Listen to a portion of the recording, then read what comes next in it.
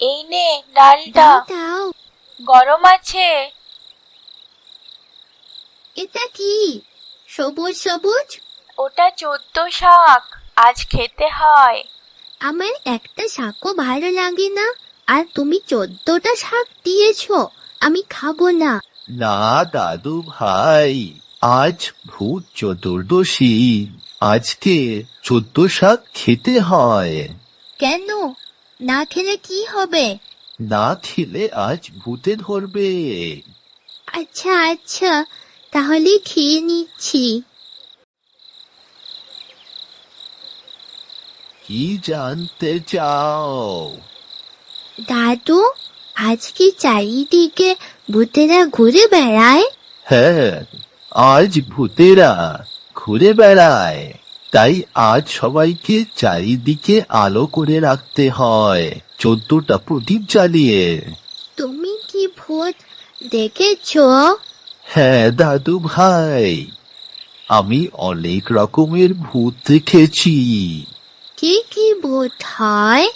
ভূতেদের মধ্যে প্রথম হচ্ছে ব্রহ্মদৈত্য। অনেক বছর আগে একবার রাতে আমি পাশের গ্রাম থেকে ফিরছিলাম। হঠাৎ যেন শীত বেড়ে গেল, আর আমি শুনতে পেলাম গাছের উপর থেকে কি যেন খস খস শব্দ করছে। ওপরে দেখতেই তো আমার অবস্থা খারাপ। মগ ডালে বসে আছে একটা ব্রহ্মদৈত্য। লম্বা লম্বা কালো সরু পা, ডাল থেকে ঝুলছে। সাদা ধুতি, আর পইতে যেন চাঁদের আলোয় জল জল করছে। আর চোখ দুটো জ্বলছে লাল ভাটার মতো। ভূত পইতে পড়েছিল? হ্যাঁ দাদু ভাই, ওটা ব্রহ্মদৈত্য ছিল। ব্রাহ্মণরা যখন মারা যায়, তখন তারা ব্রহ্মদৈত্য হয়ে বেল গাছে থাকে। ভূতে তো ঘাড় মটকে দেয়, তোমার ঘাড় মটকায়নি? না দাদু ভাই, ব্রহ্মদৈত্য ভালো ভূত। তাদের অবজ্ঞা না করলে তারা কারোর ক্ষতি করে না।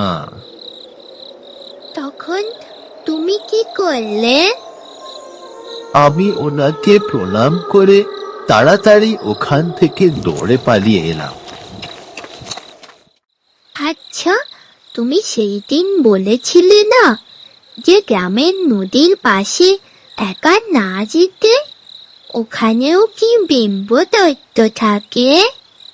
না দাদু ভাই, ওখানে একটা ভয়ঙ্কর ভূত থাকে, মেছো ভূত। সেটা কি? এই ভূতেরা মাছ খেতে খুব ভালোবাসে, তাই পুকুর বা নদীর পাড়ে গাছে থাকে। আমি একবার অনেক রাতে নদীতে মাছ ধরতে গেছিলাম ছিপ নিয়ে। ছিপ ফেলে ফেলে মাছ ধরছি আর বালতিতে রাখছি, কিন্তু হঠাৎ মনে হলো পেছন থেকে একটা শব্দ আসছে, যেন কেউ কিছু চিবিয়ে চিবিয়ে খাচ্ছে। পেছনে ঘুরতেই দেখি পাশের গাছের ওপরে বসে আছে একটা লিকলিকে সাদা অবয়ব, আর আস্ত মাছগুলোকে চিবিয়ে চিবিয়ে খাচ্ছে। এটা দেখে আমি ওখানেই অজ্ঞান হয়ে পড়েছিলাম। পরের দিন সকালে জ্ঞান ফিরেছিল। এরপর আছে একটা ভূত, যারা মেছো ভূতের চেয়েও বেশি ভয়ঙ্কর। কি? কি ভূত? বেশভূত। আমাদের গ্রামের বাইরে যে বাঁশ বনটা আছে না, ওরা ওখানে থাকে।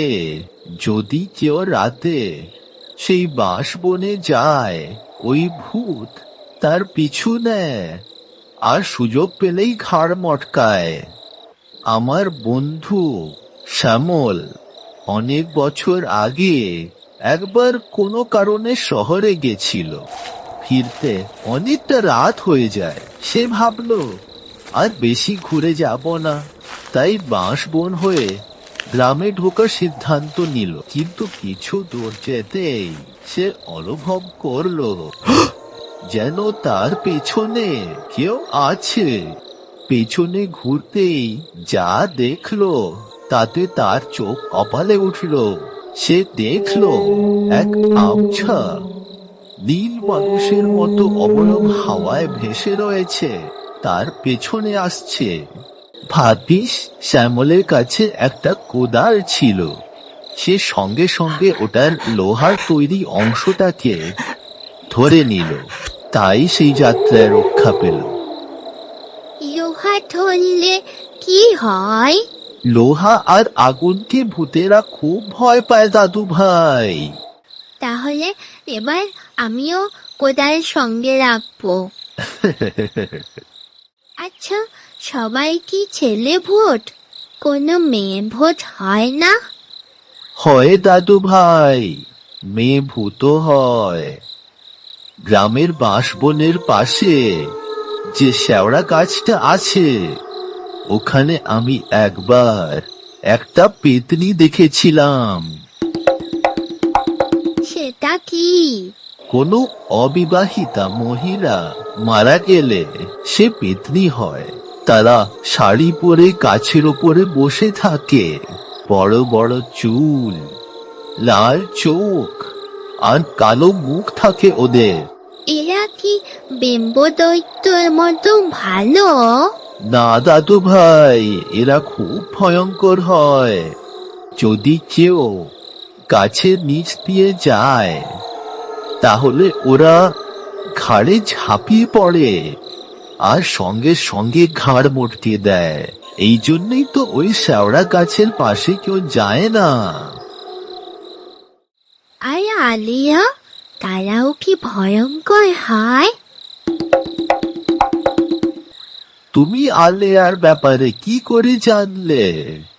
বাবা বলছিল তার কোনো বন্ধুকে আলিয়া ধরে নিয়ে গেছিল। না দাদু ভাই, আলেয়া ধরে না।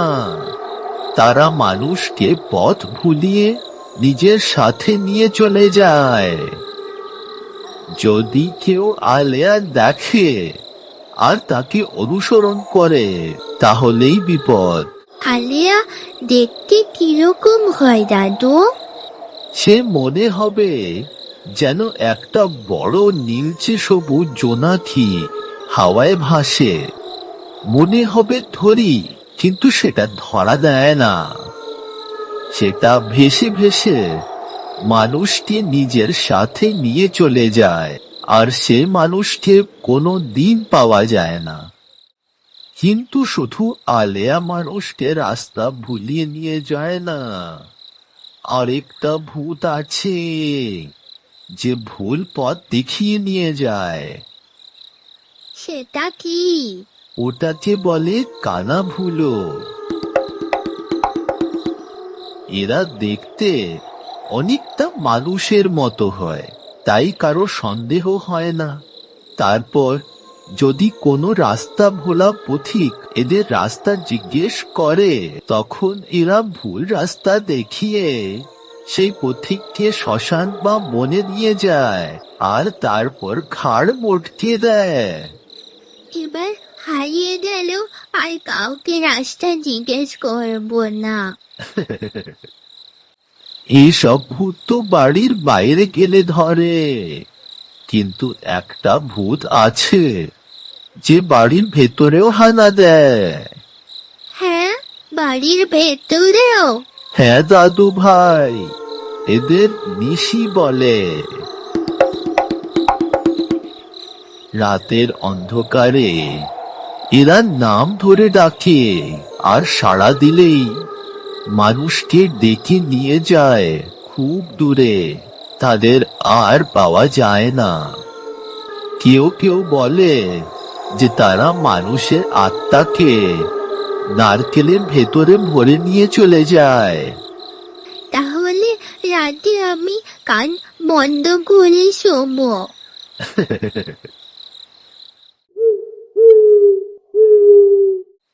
জানো দাদু ভাই, আরেকটা ভূত হয় যেটা প্যাঁচার মতো দেখতে। তারা দেখতে অনেকটা বড় প্যাঁচার মতো হয়, কালো, চোখ লাল লাল জ্বলে, আর তারা রাতে উড়ে বেড়ায় শিকারের খোঁজে। পেঁচা তো ইঁদুর আর পোকা ধরে। কিন্তু এই ভূতটা তো আর পেঁচা নয়, তারা মানুষ ধরে নিয়ে যায়।